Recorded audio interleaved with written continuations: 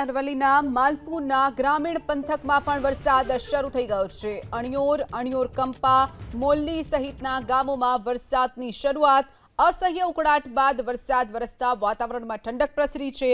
ખેડૂતોને નિંદામણ બાદ વરસાદ વરસતા ખેડૂતોમાં ખુશીનો માહોલ જોવા મળી રહ્યો છે। વધુ વિગતો સાથે સંવાદદાતા દેવાંગ આપણી સાથે ફોનલાઈન પર છે। દેવાંગ, અરવલ્લીમાં પણ સારો એવો વરસાદની શરૂઆત થઈ છે। કયા કયા વિસ્તારોમાં વરસાદ વરસ્યો છે અને બીજી તરફ નિંદામણનો સમય છે, તો ખેડૂતોમાં કેટલી ખુશી?